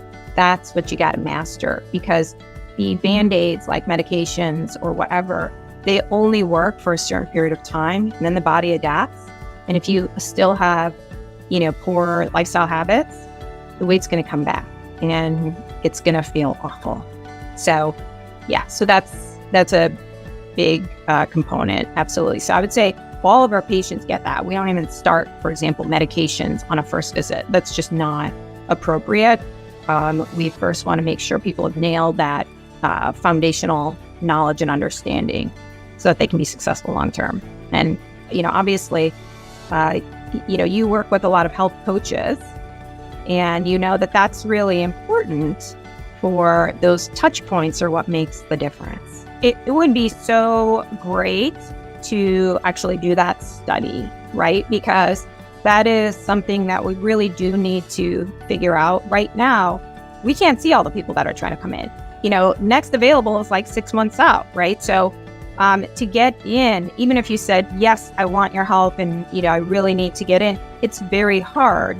And this is, pretty much the case across, as far as I know, all weight loss clinics, right? Because there's just so many people who recognize the need and are really wanting that shift. So the health coaches are fantastic because much of the work is in between the doctor's appointment, right? That's actually the majority of the time. So that's when you need somebody on your side that's going to say, let's go, you're doing a great job, or here's something that will help, or here's a tip, here's something, that a pattern that, this is how it's worked for other people. Like, that's super helpful. So many of our patients are looking for that to help, in between appointments, for sure. Medical business side question. Yes. So your patients see you, there's a billing for your time and so forth. What else is your practice doing to sustain its financial health? So this is one of the important things about being at an academic medical center and offering weight loss care. We are, it's really mission driven. Our entire goal is that our patients get healthier and that they're the smartest people on the planet about their bodies. So we want to make sure that we're doing right by them. So we don't want to be in somebody else's pocket, right? So if there's something that would really help them, they're not paying us for the quote product or the medication. They're, going out there to get that support. So I think, the most important thing, again, is to remember the ultimate goal is to take care of people and help them be wildly successful, whether or not they're coming to our office in the future. So what I think is important financially, in my perspective, is that we're finding a business model that supports the patients and that is financially sustainable. And we've, figured out how to do that with the model that we have right now. And we have 7 different clinics at this time, 7 different locations. And a lot of that is leveraging the things that people have available to them outside of our office. Yes, I could have health coaches on staff, but it's much easier, right, for patients if they can find a health coach that's convenient to them. We do have in-house dietitians and psychologists. We definitely have that. But again, the volume of patients we see, there's no way we can take care of all of those patients. People have different levels of support at different times of their life, an anniversary time, celebration, certain times of the year. Some people are like, this is a really tough time for me. I need a lot more touch points. And we're like, I'd love to help you. We just don't have that availability right now. But here's some resources that would really help you. And since our patients come back, we can say pretty confidently, okay, this is a good place. They're going to take good care of you. They're not going to, be doing some shady things. We've vetted them. So we get some, our patients tell us if things are going well or not, and we get the metrics, right? When we check labs again, we're like, this is impressive. Well, listen, thank you for your time today. Really awesome. We got a lot in the can. Thank you so much.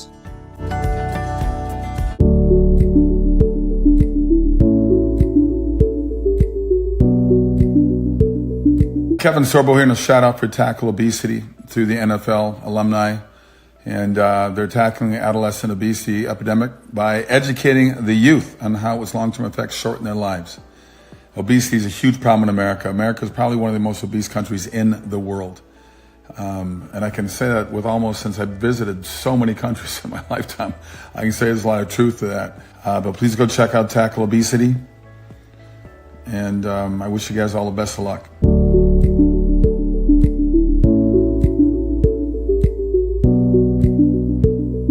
Diabetes and obesity is very closely aligned. About 3 years ago, we started this program with the funding of Novo Nordisk. We call HULTO, H-U-L-T-O, Huddle Up, Let's Talk Obesity. And thank John Carlucci for being the pioneer in this and really the visionary. And I'd like to thank Russ Allen for joining and participating and organizing our Wellness Challenge. So we are committed to pursuing this dialogue and to raise awareness amongst our own, amongst those who played. And so appreciate each of you for being on and being able to, those who are going to participate tonight.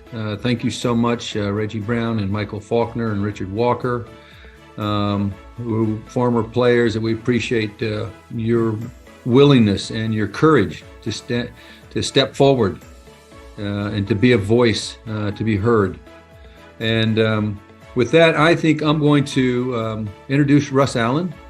Russ has been working with me in particular. We've done when I was a chapter president of the New York, New Jersey chapter, we actually ran a wellness challenge. And when we were discussing these types of events with Novo Nordisk and some of the things that we were interested in pursuing, that his name came to my mind, and he's been integral the last couple of years in working with us to make sure that we have the best wellness challenge possible. And it's the wellness challenge is it's the action, right? We have the dialogue, but action is let's do something about it. And that's what the challenge is all about, is doing something about that message and doing it firsthand. Instead of just talking about it, let's walk the walk as well. And so Russ is our director for our Wellness Challenge, and we appreciate everything you do, Russ. John as well. And Russ, I'm going to turn it over to you for the remainder of our evening, for the remainder of this hour, and have you introduce the topic for our webinar tonight. Thank you. Just want to reach out to Susan and John and thank them for really giving us the support to make this happen. What we're excited about is the Wellness Challenge has begun to change lives, and that's been our goal. So tonight I've asked a couple of our participants, 3 of them, Reggie, Michael, and Richard, to share their experiences. And I've asked Dr. Greg Natello, who in his adolescence experienced type 2 diabetes, and because of his coach named Mom, was able to get on top of his wellness and was able to lose the weight necessary. And so he'll be sharing his experience as well. So I'll try to keep this brief, but hit the major points. I too, once finished, was up and down with weight, and I had got up to way above 300 and was really struggling. And it was right about that time that the New York State Health Foundation came to me and said, hey, we want to do a campaign on diabetes, and we want to approach it from where people live, work, or worship.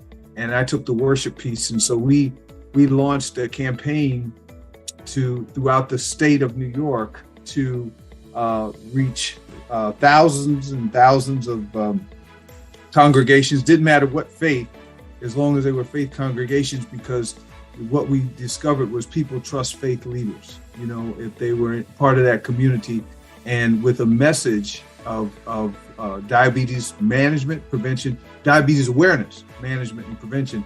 And we help people to know their numbers, to reduce their numbers, and control their numbers. But a funny story on the way to do that, where we were doing a press conference in the state capitol. If anybody's been to state capitol in New York, it's long hallways, and they don't have any of the little motorized walkways. And literally, I was a little late for this press conference. I come in on the train and take the cab to the capitol, and I'm running, trying to run, hustling down to this press conference. By the time I get to the press conference, I looked like I was about ready to have a coronary. They wouldn't even put me. They were like, is this guy okay? Do we need to call somebody? It was horrible. I was sweating, sweat was all over the place. And I knew then that I had to not only teach, but to take, the learnings that I was going to be sharing and make it happen. And long story short, we were able to reduce. I started walking, then started running. And by God's grace, I was able to run 4 marathons, and can still believe I've got another one in me, but not this year. But the message of diabetes. So I discovered that, first of all, as an African American male, I was 5 times more likely to lose a limb or an appendage than any other group because of diabetes. I was 5 times more likely to lose my vision because of diabetes. So diabetes, it affects, and it's one of those hidden silent killers, because we think, it's inevitable, it's part of our DNA. Well, the truth of the matter is type 2 diabetes is reversible. And begin to have that happen. And so we were able to, at the end of our time, we trained 250 community health workers in New York State with a faith fights diabetes program, and we had 3,000 people go through a 6-week program, and 85% actually completed all 6 weeks.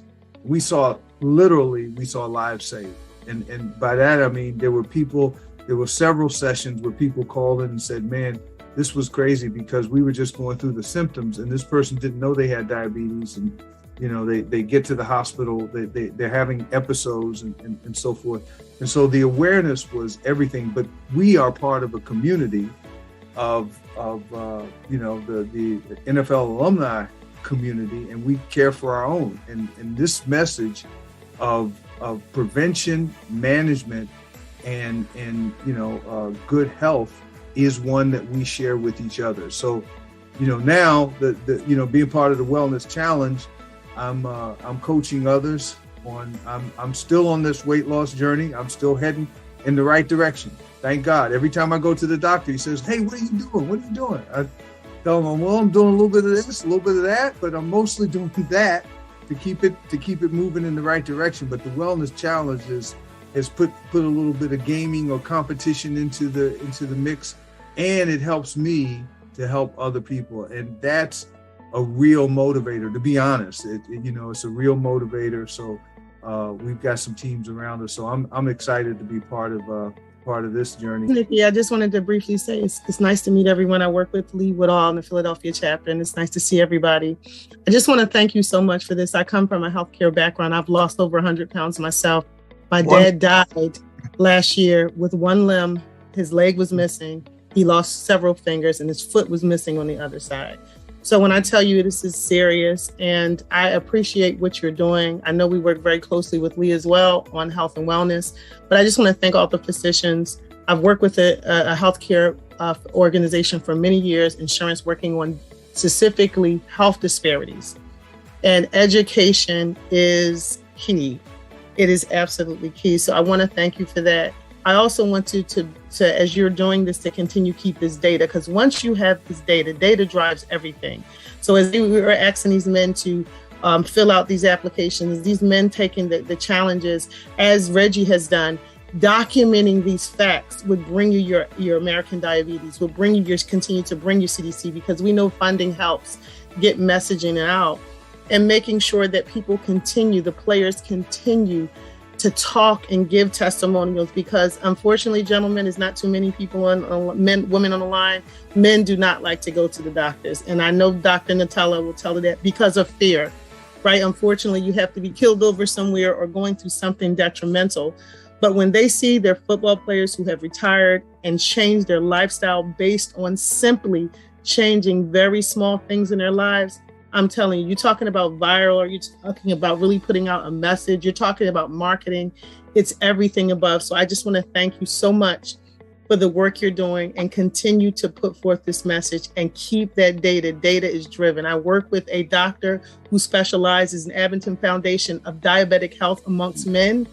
And I'm telling you, Philadelphia has the highest amputee rate in the state, and they're amongst African-American men. So I just want you to continue to push forth this. So thank you again. Russ, you and Bart and everybody's participated have done an incredible job. You've helped a lot of people. And just tell you very briefly my background, that when I was a child, it was very difficult. I was obese. And then as a teenager, working on an ice cream truck, of course, I actually was started on insulin. And my parents, Barbara and a waitress, went crazy over that. And even at that time, put me on my mom's eating program, and actually cured my diabetes. And I have been an athlete my whole life. I played at Gettysburg College, not where the kind of place where most of you did D1 places, but very proud that I did well at Gettysburg College, and also then struggled with obesity as well. And then from a South Philadelphia guy, I don't know how it happened, but God sent me to the Cleveland Clinic, which was the greatest place in the world and is the greatest place in the world, other than the NFL Alumni Association, of course. And then I was privileged to become a cardiologist, and I put stents in everything. I would pay Russ it in the middle of the night to say, Russ, come on, I'll call the cath lab in, let me practice, put a stent in. But one day I realized that I could put all the stents in the world in, but people were still left with the disease, the underlying disease that necessitated me to put a stent in the first place, that I really wasn't getting to the root cause, what was driving the underlying disease. Back to the Cleveland Clinic led me to really get back to my passion of physiology and really look for root causes of things that drive and contribute to disease. And so that made my forte metabolic disease. So that's kind of where I got here, with my athletic background, with my past medical history, with my education, and with my tenacity to really reach out to get to what drives chronic disease. And I will just say very briefly that you all are a very articulate group. I've learned a lot just from listening to you. And I will say briefly, prediabetes is a big deal. 1 out of 2 US adults have either prediabetes or diabetes. Now, the problem when you guys say diabetes, when we say prediabetes, you're already developing the same complications as if you had that arbitrary number definition whereby you were diagnosed with diabetes, as the doctor said. But prediabetes, in my mind, scientifically, is the same thing as diabetes. You're already developing the same complications. And that's why even when I screen people, I do things like a fasting insulin, et cetera, or oral glucose tolerance test to really get ahead of the prediabetes thing. This is really an epidemic disease, and chronic disease affects 6 out of 10 Americans. Can you believe that? 6 out of 10 Americans, 4 out of 10 Americans have more than one chronic disease. And chronic disease in America accounts for 95% of healthcare expenditures. A big piece of that chronic disease, of course, is obesity, diabetes, and all the things that come along with that. We're talking about heart disease, premature death, stroke, 13 cancers, postmenopausal breast cancer, believe it or not. And right now, obesity is the #1 preventable cause for dementia. So we're also talking about brain and cognitive decline, as well as mental health issues. And on average, people that have obesity, again, not to even mention your arthritis, but people lose and help them function at their best. Obesity now kills more people, far more than cigarettes. That I don't want to get too into the physiology, but I view obesity and diabetes as manifestations of chronic system-wide inflammation.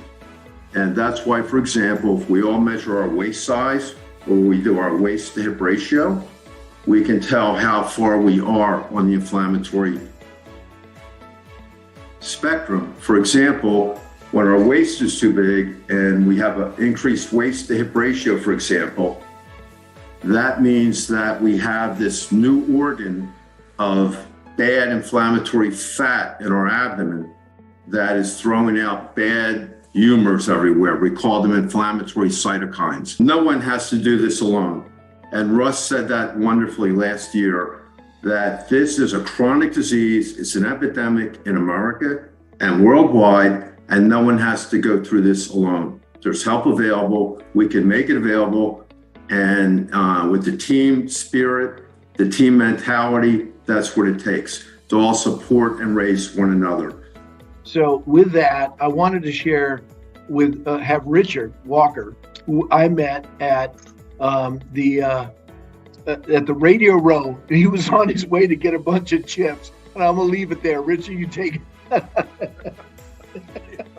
So yeah, actually, that's how Russ and I met. I'm in media, so I was actually covering the Super Bowl on Press Row, and I'm up in the hosting area, the green room, whatever you want to call it, where they have all the snacks and stuff, and I'm hoarding snacks, chips, cookies, all the wonderful goodies. And I got piles of stuff in my pocket, and I got my arms full of goodies and stuff. And I just glance out of my eye, and I see this guy, and I just kind of caught a glimpse of his shirt, and I just caught a peek of the NFL logo. I was like, uh-oh, they're going to come tell me that I'm being too greedy, taking too many snacks. And so he comes over, and we just have a conversation. And, just a very, casual conversation. And, it ended up with us talking about weight, which I was already struggling with this for so many years after, putting the cleats down. The hardest thing for a lot of us, and it's just not players. This is life itself. There's no greater saying that football is life, because the same thing is true for the everyday person. When they raise kids and those kids grow up and go away from college, you have an empty nest. What's next? So that's the big question for all of us, was what's next? So I was definitely struggling with that part, and of course the weight comes with that. You have your health related issues, the gout attacks, the high blood pressure, the arthritis, the joint pains, the sleepless nights, all of that comes with it. And I was definitely struggling within myself to find a solution. And so when Russ and I talked about the program, I was ready to go. And I've taken the program under my wing, and it's inspired me to learn more about myself, and really helped me to blossom in the program. And then to me, the selfish benefit that I get, because I call it selfish because I enjoy it, is that when you see that inspiration that you provide for others, when you're able to be that beacon of light for that person when they're in a very difficult place, when they don't know what's next, and you speak to them and you tell them about your experiences and all that you've gone through, and let them know that there is a light at the end of the tunnel, and you're the one that's pulling them toward the light. It's a very satisfying feeling that you just can't get anywhere else. So the challenge itself has been phenomenal for me. I'm knocking on 90 pounds. I'm still a work in progress, but I'm knocking on 90 pounds lost on the program. And I'm going to continue pushing and continue to inspire and motivate and coach others. So tell them about MapTick. Because yes, it's a whole training regime that you're developing for coaches, and I would love you. Yeah, so MapTick is not a new concept. It's just basically a derivative of what we all went through as players. And I think back on how we all got to the level of being professionals is that we were coached to success, and there are different layers to that coaching model. You have to motivate. You have to show appreciation. You have to provide the resources. You have to teach. You have to inspire. And most importantly, you have to correct, because you have to have someone that's there to show you what's right and what's wrong. Where a lot of people fail is that they're motivated, but they're not disciplined. They may be motivated and disciplined, but they're not informed. They may be motivated, disciplined, and informed, but they're not corrected when they do things wrong. Just think about all the stuff that we see that's promoted as healthy living, healthy choices. And when you break it down and look and see what's in those meals and things like that, it's actually not very healthy at all. So education is important. Correction is important. Getting people to be disciplined and focused, because you can be motivated all that you want. If you're not disciplined, it's not going to work. There's going to be days where you're motivated, but your discipline doesn't kick in. You're not going to get the job done. And we all know that as being athletes. There are a lot of days where we didn't want to practice, we didn't want to work out, we didn't want to go film study, we didn't want to do anything, but we did it because we had the discipline that drove us. And we're able to share that and push that and instill that in people and other people. And the byproduct of that is, they're having longer, healthier lives, man. There's no other reward that's greater than that to me. So my goal is for Richard to be able to work full time as a trainer of coaches, because he's really taken this to the next level. We're recording kind of his training program along with some motivational videos by Reggie and by David Blaha. David Blaha, he just recently beat David. Yes. David lost 84 pounds. So yes. Richard created this whole video of him beating him. What was that video? It was who was in it? Was McCaffrey? Or DJ Metcalf, yeah. Metcalf, yeah. It was so good. So this is the kind of thing that's coming out of the Wellness Challenge. Downtown Reggie Brown, where are you? We want you Day to be alive. Put your own emotion and experience and how this has put a new direction to your life. And well, I tell you, man, I'm so excited. Let me just start by saying, I don't want to blow the phone up. I don't want to be too loud. And I'm trying to step back a little bit because I tell you that, you know, people always want to say, I want to play football. I want to play football. I want to play football too. But as long as they don't really understand what all just football is about. Football is not just about going out there, putting on the uniform, go make $1 million. Because I didn't make $1 million, but I put on the uniform and I played like I ain't had nothing else to do. But when football was over, I kept eating like I was playing. And for a long period of time, I kept in shape. I did what I had to do. But after a while, I was doing a meeting one day and they was checking the blood pressures and, you know, pulse and everything. So they checked my pressure and my sugar and all that. My sugar was 400 and something, man. They said, you need to go to the emergency room right now. I didn't know anything about, you know, sugar and diabetes. I didn't know nothing about that. I was a young man playing football, man. I didn't know nothing about that. This was long after that. But at the same time, when I met you, you introduced me to the wellness program because I had ballooned up to 345 pounds. I was big. I was a running back, man. I played at 206. I was 345. But, you know, I met you, man, and got in touch with the Wellness Challenge. I'm going to tell you right now, when I started this, I was 307. I'm at 260, 264 right now. And I'm going to tell you right now, I got 7 suits in my closet. I took every one of my suits to the tailor and had them taken in. 3 sizes. And I'm going to tell you, I got 7 brand new suits in the closet. The reason why? Because I started listening. I didn't want to hear that before because I'm Reggie Brown. Nothing can beat me, man. I play football. No one can beat me. But you know what? That stuff kicked my butt. I was taking all this and all that. The doctor gave me so much medicine. I didn't want to see no more medicine. But today, I take 3 medicines, and one of them is not for sugar or diabetes. And I'm excited about that. The reason being, not only do I feel good, but I wake up in the morning, I feel rested. I go to bed at night, I sleep good. And I have a good life. You know, and all I want to do, matter of fact, if you look in the dictionary under the word help, you're going to see a picture of my face. Because all I want to do is help somebody. So, you know, for me, if I can help somebody, that's what I want to do. That's what I'm here for, is to help. So when you got something you want me to do, let me know where you want me to be and I'll be there. See at the top, because the bottom is too crowded. We're very excited about next year because we're now laying the foundation to go viral with this. Tonight's event was supported by the American Diabetes Association. They pushed it out through their social media campaign. We just met today with the National Alliance of Mental Illness, and we're having a meeting tomorrow with the leadership of the American Diabetes Association to dig deeper in how we create these long-term relationships with other non-for-profits, because we have this alignment.